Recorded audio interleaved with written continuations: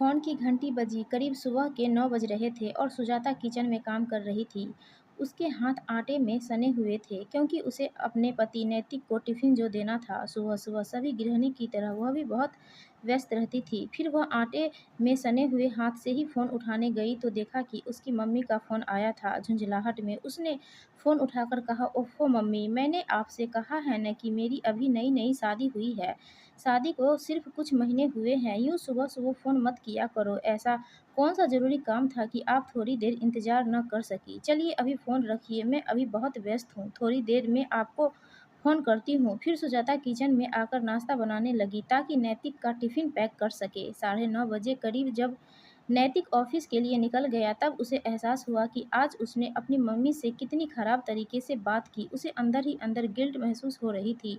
लेकिन वह भी क्या करती, मम्मी का रोज़ का यही काम था, इसलिए आज गुस्से में कुछ ज़्यादा ही रूडली बात की। इसलिए उसने जल्दी से मम्मी को फ़ोन लगाया और कहा, "माँ, आप मुझे माफ़ कर दीजिए, मैं सुबह कुछ ज़्यादा ही बोल गई आपको।" तब उसकी माँ ने कहा, "कोई बात नहीं बेटा, गलती मेरी ही थी। अब माँ प्लीज़ शर्मिंदा मत करो और बताओ फ़ोन क्यों किया था?" "वो बेटा, तबीयत कुछ ठीक नहीं लग रही।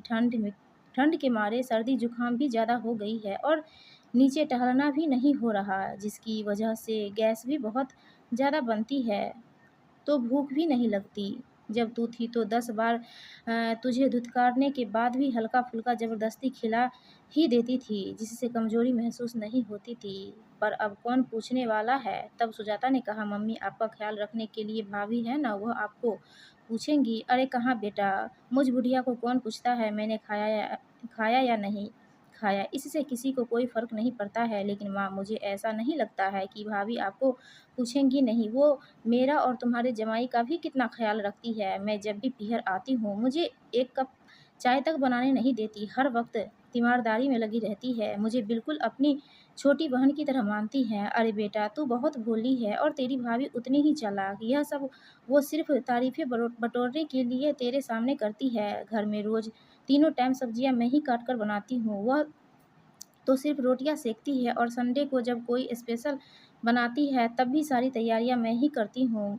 तुझे यह सब कैसे पता होगा? तेरी शादी उसकी शादी से पहले ही हो गई थी। और रही बात गिफ्ट की, तो वह अपने मायके से मिले हुए सस्ते गिफ्ट तुमको पकड़ा देती है, जिससे तू खुश हो जाती है और अपने मायके वालों के लिए बढ़िया और महँगे गिफ्ट खरीद कर लाती है। तुम जितना अपनी भाभी को भली समझती हो ना, वो उतनी भली नहीं है बेटा। वो मुझे दवाइयाँ देना हो या खाना पूछना हो, बस एक बार पूछती है दिखावे के लिए। अगर वो सही में मुझे अपनी माँ जैसी मानती तो मुझे ज़बरदस्ती करके ज़रूर खिलाती। तुम्हें क्या लगता है शादी से पहले वो अपनी माँ को बार-बार नहीं पूछती होंगी?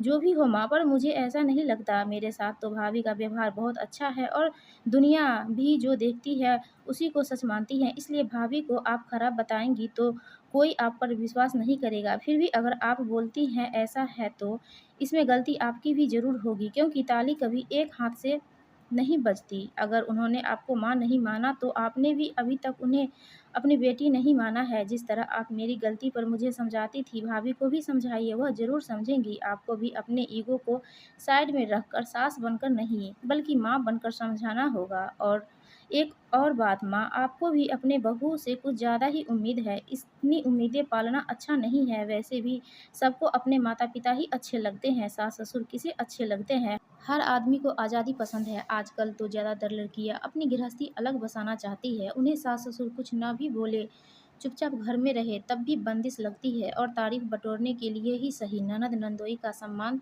करती हैं। इतना ही भी काफ़ी है, क्योंकि आजकल ननदें भी किसी को कहाँ पसंद रहती हैं।